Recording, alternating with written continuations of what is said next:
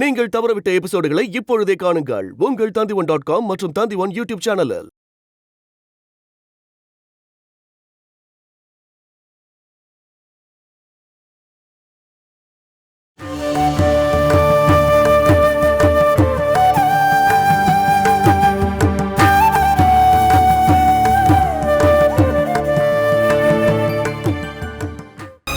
நீ அவளுக்காக எதுவும் செய்யலையே. அவளுக்காக ஏதாவது கொடுக்கணும்னு யாருக்கிட்டேயும் நீ ஒரு வார்த்தை கூட கேட்கலையே. ராமச்சந்திரனோட பொண்ணு தானே அவ.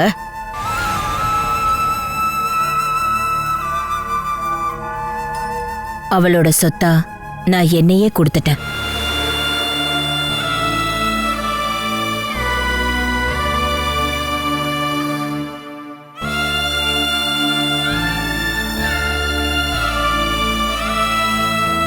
அது போதும் இல்லம்மா.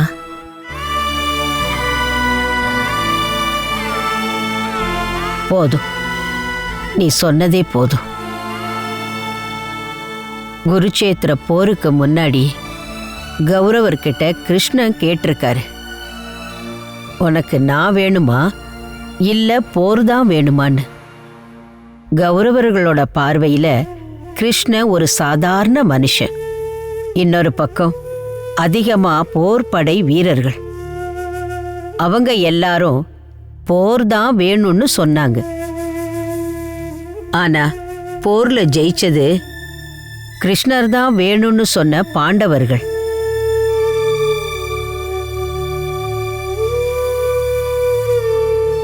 இருந்தாலும் உனக்காக கொஞ்சம் எடுத்துக்கிட்டு மீதியை நீ எழுதி கொடுத்துருக்கலாம். பிள்ளைங்களுக்கே எல்லாத்தையும் எழுதி கொடுத்துட்டிய லக்ஷ்மி. அவங்களே எடுத்துக்கட்டும்மா.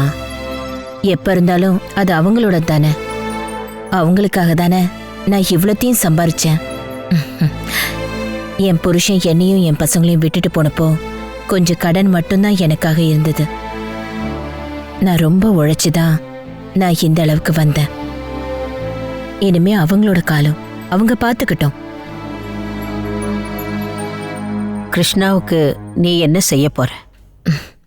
அவ இந்த வீட்டில தான் வாழ போறா. அதுக்கு உன் பிள்ளைங்க ஒத்துக்கணுமே. என் பசங்க சொல்லி பொண்ணும் நான் அவளை தூரமா வைக்கல. நான் இங்கேயே அவளை திருப்பி கூட்டிட்டு வருவேன்.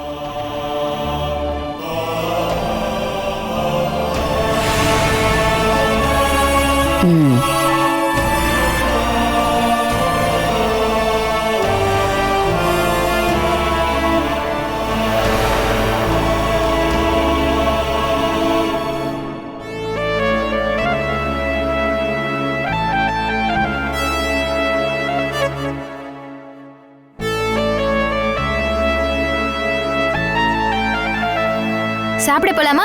டின்னர் ரெடி ஆயிடுச்சு. எனக்கு வேண்டாம். அது என்ன வேண்டாம்? நைட்டு சாப்பிடாம இருப்பேன்னு ஏதாவது விரதம் இருக்கேன்? வேண்டாமா? அதெல்லாம் இங்க சொல்லக்கூடாது. லக்ஷ்மி ஆண்டி வந்து பார்க்கும்போது அக்காவை பட்னி கோலத்துல வந்து பார்த்தா அது எங்களுக்கு தானே அசிங்கம். ஒழுங்கா வந்து சாப்பிட்டுருங்க கிருஷ்ணாக்கா.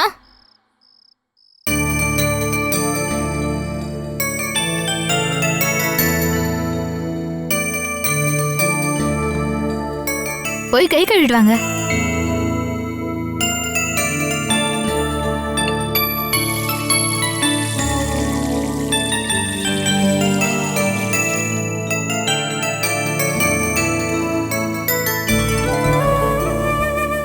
உட்காருங்க. எல்லாருமே சாப்பிட்டாச்சு.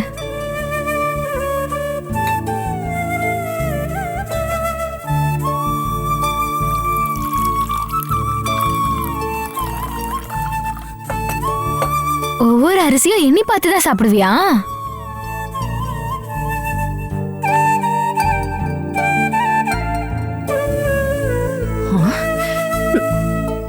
ஓஹோ, இளவரசி இப்பதான் சாப்பிட வந்தீங்களா?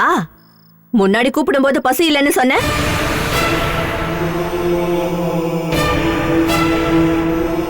வேணான்னு சொல்றவள சாப்பிட வைக்க உனக்கு என்னடி அவ்வளவு பிடிவாதம்? கஷ்டத்துல தான் இங்க குடும்பம் ஓடிட்டு இருக்கு. குடும்பத்தை பாத்துக்க வேண்டிய பையன் இப்ப ஜெயில இருக்கான். அதுக்கு காரணமா இருந்தவளுக்கு இதே வீட்ல உட்கார வச்சு சாப்பாடு போடுற நிலைமை எங்களுக்கு வந்திருக்கு.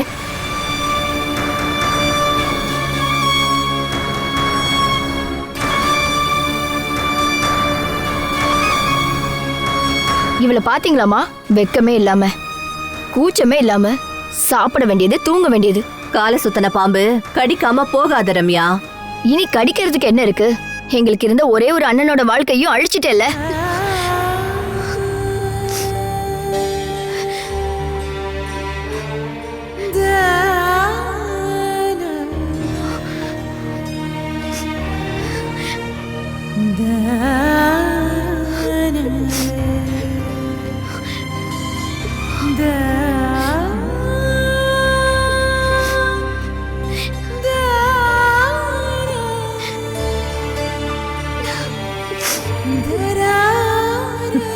அம்மா, உங்க வாயை கொஞ்சம் மூடிட்டு இருக்கீங்களா? சொல்றதுக்கு நல்ல வார்த்தை இல்லனா தயவு செஞ்சு அமைதியா இருங்க. இவங்களுக்கு சாப்பாடும் போட்டு கொடுத்துட்டு பேச வேண்டியது வேற. உன்கிட்ட நான் சொன்னேனா சாப்பாடு போட்டு கொடுன்னு? இங்க நானும் அம்மாவும் இருக்கோம். யாருக்கு சாப்பாடு போடணும் யாருக்கு போடக்கூடாதுன்னு எங்களுக்கு தெரியும். தலை இருக்கும்போது வாள் ஆட வேண்டாம். நீ வர வர அம்மா மாதிரியே பண்ணிட்டு இருக்க. கொஞ்சமாச்சும் மனசாட்சியோட பேசினா என்னக்கா உனக்கு? என்னோட குடும்பத்தை அழிச்சவளுக்கு நானே சாப்பாடு போட வேண்டிய நிலைமை வந்துருச்சுன்னா அப்புறம் நான் ஏதாவது சொல்லிடுவேன். லக்ஷ்மி ஆண்டி சொன்னதுக்காக மட்டும்தான் உன்னை 2-3 நாள் இங்க தங்கறதுக்கு அனுமதிச்சிருக்கோம். தினமும் சாப்பாடு ஊட்டி உன்னை பாராட்டி இங்க தங்க வைக்கிறதுக்கு எங்க யாருக்கும் விருப்பம் இல்ல.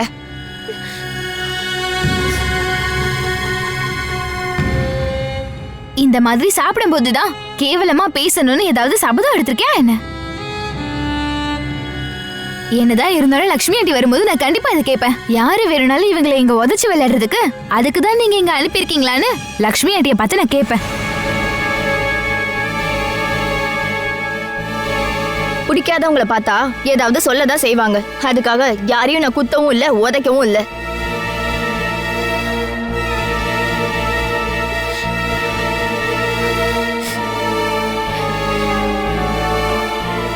கிச்சனை சுத்தம் பண்ணி தட்டெல்லாம் எடுத்து வச்சிடு.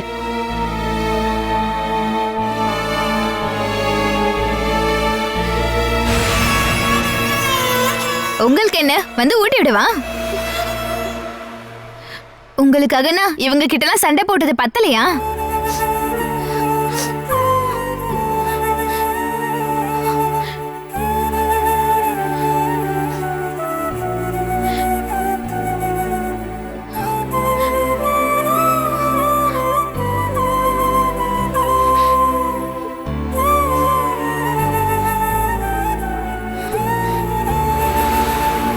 முரளி அவங்க கிட்ட பேசுங்க. நான் இதோ கிளம்பிட்டேன். 15 நிமிஷத்துல நாங்க இருப்பேன்னு சொல்லுங்க. அப்புறம் முரளி பேங்க் மேனேஜர் கிட்ட கொஞ்சம் பேசுங்க. சரி சரி சரி.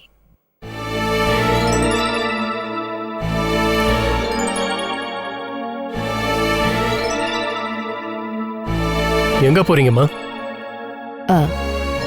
இது என்ன கேள்வி மகி? நான் டெய்லி காலையில கிளம்பி எங்க போவேன்?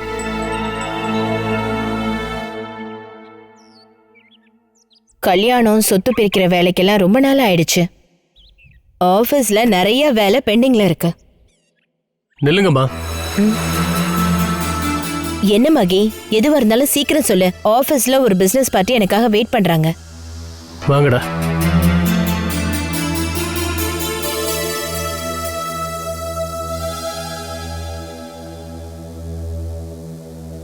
அம்மா, இனிமே நீங்க ஆபீஸ்க்கு போக வேண்டாம். அது இப்போ ராஜுவோட ஆபீஸ்.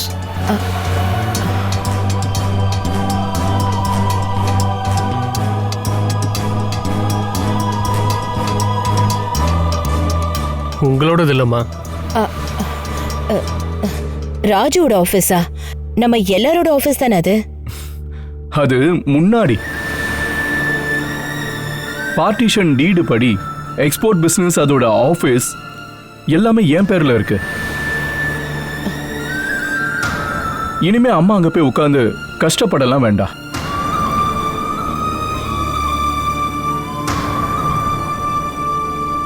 ஃபிஷிங் போட் கணக்கு ஐஸ் ஃபேக்ட்ரியில் இனிமே நான் பார்த்துக்கிறேம்மா.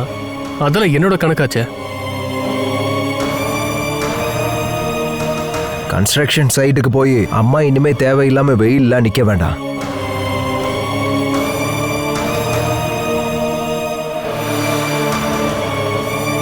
அதுவும் இல்லாம கன்ஸ்ட்ரக்ஷன் பிசினஸ் பண்ணணுமான்னு நான் இன்னும் தீர்மானம் பண்ணல.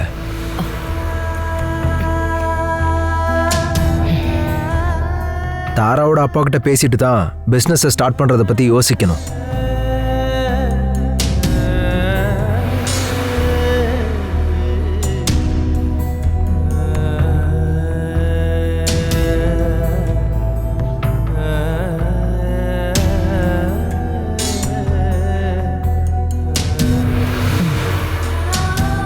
கம்பெனி பிஸ்னஸ் எல்லாம் உங்களோடது தான், ஒத்துக்கிறேன். அதில் எனக்கு எந்த விதமான ப்ராஃபிட்டும் வேண்டாம், சேலரி கூட வேண்டாம் எனக்கு. நான் ஆரம்பித்து வச்ச சில வேலைகள் இருக்கு, அதை மட்டும் நான் முடிச்சுட்டு வந்துடுறேன். அம்மா இனிமே ஆபீஸ்ல கால் எடுத்து கூட வைக்க கூடாது.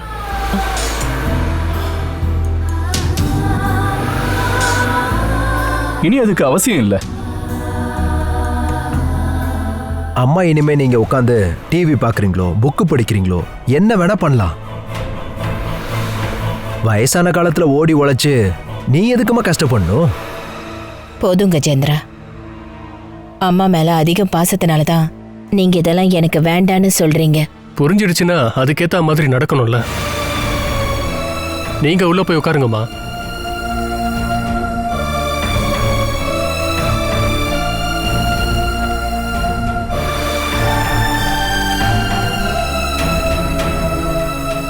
இதெல்லாம் விட நீங்க எல்லாருமா சேர்ந்து என்ன உயிரோட புதைச்சிருக்கலாம்லப்பா.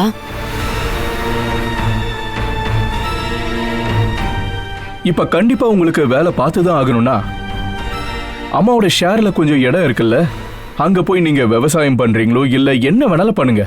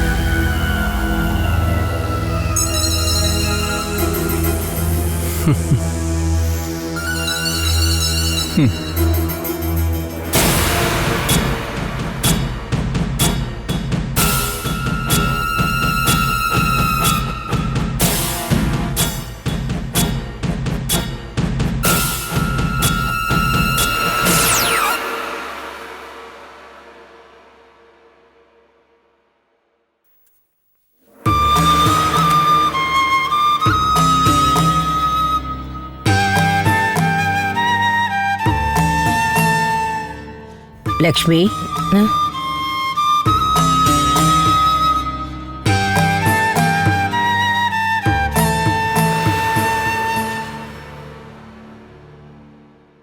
நான் சொன்னதுபடி தானே நீ செய்ய போற.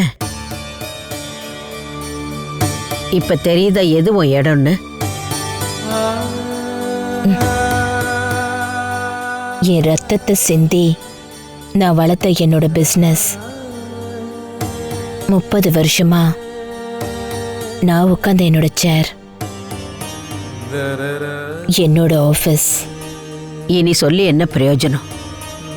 சொத்து எல்லாத்தையும் எழுதி கொடுத்ததுக்கு அப்புறம் நீ அதுக்கு சொந்தக்காரி இல்லை. உன்னோட இடத்துக்கு உரிமை கொண்டாடுறவங்களே வேற. இது எங்கேயும் நடக்கிறது தான். புது உரிமையாளரா? அது யாரு? என் பசங்க தானேம்மா முன்னாடியே இருந்த உரிமையாளர். அவங்கள முன்னாடி நிறுத்தி தானே நான் இதெல்லாம் இவ்வளோ பெருசா ஆக்கினேன். எதுவுமே மாறலம்மா. பழைய உரிமையாளர்கள் தான் இன்னமும் இருக்காங்க. சொத்து பிரிச்சு கொடுத்தது என்னமோ உண்மை. நீ சொல்ற மாதிரி உனக்கு அந்த பதவியை கொடுப்பாங்களா? அவங்க அதை தப்பா புரிஞ்சுக்கிறாங்கம்மா. அவங்க என்னன்னா கஷ்டத்துல தான் நான் உழைச்சிட்டு இருக்கேன்னு நினைச்சிருக்காங்க. அந்த கஷ்டத்துல இருந்து என்னை விரட்டி விட்டாலும் அந்த கஷ்டத்துல அவங்க வேலை பார்க்கணும்னு நினைக்கிறாங்க. பரவாயில்ல, அவங்களுக்கு ஒரு நாள் அது நிச்சயமா புரியும். நீ எழுதி கொடுத்த இந்த சொத்து எல்லாத்தையும் அவங்க பாதுகாக்கணும். அவங்க இது எல்லாத்தையும் வித்துடுவாங்க லக்ஷ்மி. இத கட்டி காக்க நீ உழைச்ச உழைப்பையெல்லாம் அவங்க புரிஞ்சுக்க மாட்டாங்க. இது எல்லாத்தையும் அவங்க அழிச்சிட்டாங்கன்னா உன்னோட வலி அவங்களுக்கு தெரியாது லக்ஷ்மி.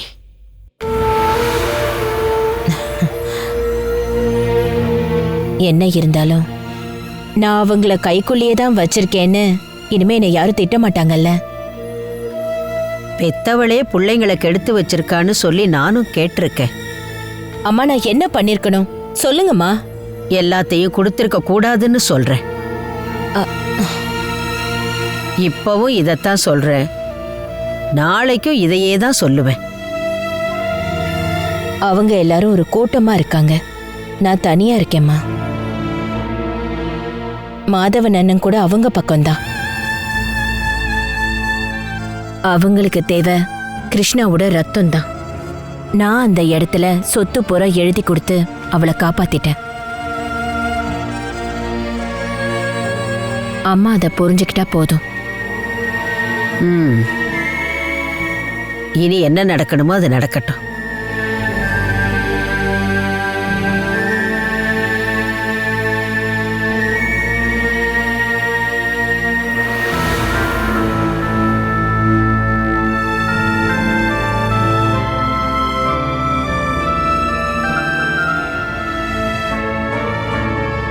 இனி ஆபீஸ்ல காலை கூட வைக்க கூடாதுன்னு மகி என்ன தெளிவா சொல்லிட்டாரு. அதோட அத்தையும் அமைதி ஆயிட்டாங்க. இப்போ வீட்டுக்குள்ளேயே தான் இருக்காங்க. சொல்லி அழறதுக்கு கூட அந்த கிழவி மட்டும் தான் இருக்கு. அம்மா, நான் அப்புறமா கால் பண்றேன். டீடைலா சொல்றேம்மா.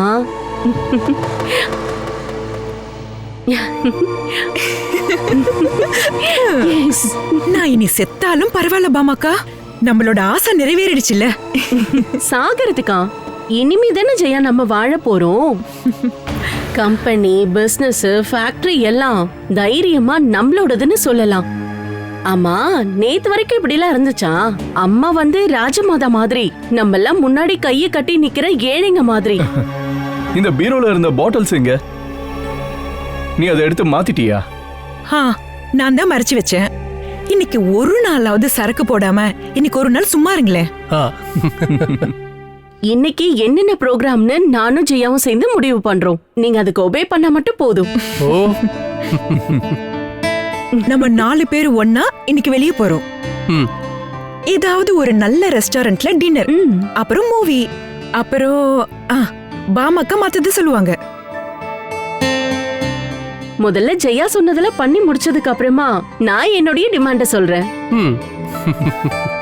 எத்தனை வருஷம் ஆச்சு நாங்க இந்த மாதிரி சந்தோஷமா இருந்து.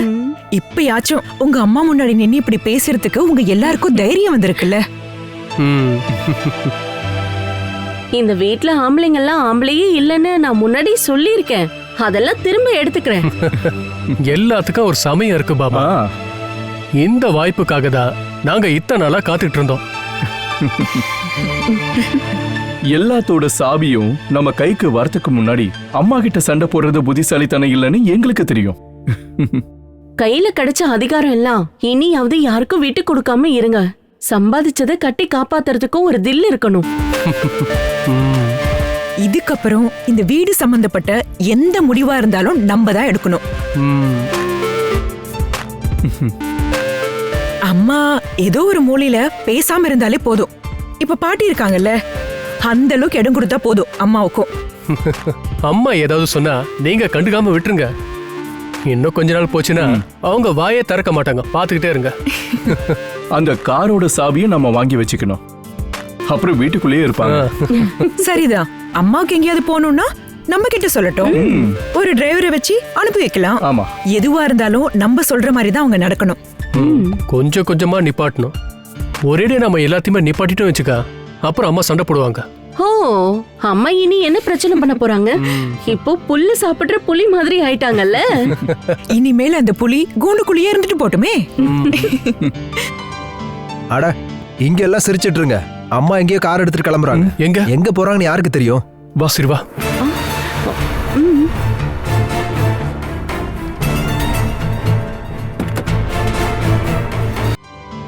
அட இங்க எல்லாம் சிரிச்சிட்டு இருங்க.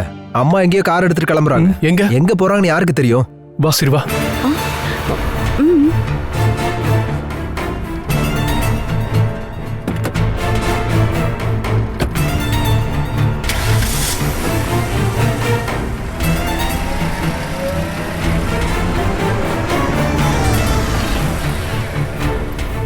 எங்கேயும் போக கூடாதுன்னு அம்மா கிட்ட சொல்ல வேண்டியதானே? எங்கேயும் போக கூடாதுன்னு அம்மாட்ட எப்படி சொல்றது?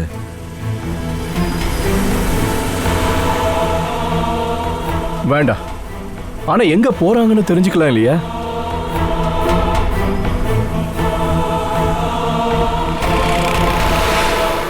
இதுக்கப்புறம் நாம தான் அம்மாக்கு செலவுக்கு கொடுக்கறோம் போது அம்மாவோட எல்லா வேலைகளும் நம்ம கட்டுப்பாட்டுல தான் இருக்கணும். ஆனா பூனைக்கு யார் மணி கட்டுவாங்க பாமக்கா? அதுதானே பிரச்சனை. ஒருவேளை அம்மா ஆபீஸ் போயிருப்பாங்களோ? வேற எங்க போவாங்க? ஏங்க இது எல்லாத்தையும் சும்மா விட்டுறாதீங்க. இதுக்கப்புறமாவது உங்க வார்த்தைக்கு மதிப்பு இருக்கணும் இல்லையா? பங்கு பிரிச்சதுக்கு அப்புறமும் இப்பவும் எல்லாரோட கனிவாளமும் அம்மா கிட்ட தான் இருக்குன்னு தெரியணும். அதுக்காக தானே அம்மா இப்போ ஆபீஸ்க்கு கிளம்பி போயிட்டு இருக்காங்க. அம்மா என்ன பண்ணாலும் வேடிக்கை மட்டும் பாத்துக்கிட்டு இருக்க பசங்க. அம்மா திரும்ப இங்க தானே வருவாங்க. பசங்க கை கட்டி நிக்கிறோமா இல்லையான்னு அப்புறமா நாங்க காட்டுறோம். அம்மா ஆபீஸ்ல வேலையை முடிச்சிட்டு திரும்ப வரும்போது கண்ணை உருட்டி காட்டினா ஏதாவது பிரயோஜனம் இருக்கா என்ன? ஆபீஸ்க்குள்ள போகாத மாதிரி தான் பாத்துக்கணும். அம்மாவோட கேபினை லாக் பண்ண சொல்லி ஆபீஸ்க்கு ஃபோன் பண்ணி சொல்லிடலாமா? அம்மா போய் ஆபீஸ்ல சாவி கேட்டாங்கன்னா மேனேஜர்ல இருந்து பியூன் வரைக்கும் யாரா இருந்தாலும் சரி முன்னாடி போயிட்டு நின்னு சாவி எடுத்து கொடுப்பாங்க. அந்த விதத்துல தான் அம்மா பேச்சை எல்லாரும் கேட்கற மாதிரி பண்ணிருக்காங்க. ஒரு வேலை பண்ணலாம் மகியண்ணா. நான் அப்படியே போய் ஒரு ரவுண்ட் அப் பண்ணிட்டு வரேன். அம்மா எங்க போறாங்கன்னு தெரிஞ்சுக்கலாம்ல? அம்மா ஆபீஸ்க்குள்ள போயிருந்தாங்கன்னா நீ எங்க போயிட்டு தேவையில்லாம அம்மா கிட்ட சண்டை போட்டுட்டு இருக்காத. நீ திரும்ப வந்தா போதும். நம்ம இங்க வந்ததுக்கு அப்புறம் பேசி முடிவு எடுத்துக்கலாம். அவ்வளவுதானே. இங்க நடக்கிற பிரச்சனையை ஸ்டாஃப் கிட்ட சொல்ல வேண்டிய அவசியம் இல்லைல்ல? சரி போ.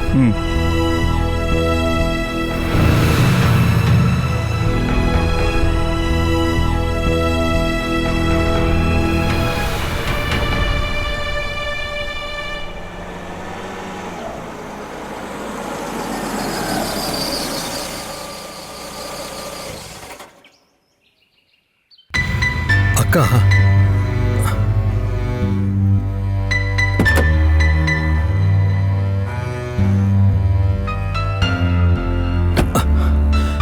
அக்கா என்ன காலையில வந்திருக்கீங்க? உன்கிட்ட ஒரு வேலை ஒப்படைச்சேன்ல, அதை திருப்பி வாங்கிட்டு போலான்னு வந்தேன். கொஞ்சம் தெளிவா சொல்லுங்கக்கா. சொல்றேன்ப்பா. நீங்க இன்னைக்கு ஆபீஸ் போலியா? எல்லாத்தையுமே சொல்றேன். நான் உன்கிட்ட கொஞ்ச நேரம் பேசணும். Catch us on TV, Tandivan.com, Facebook and YouTube.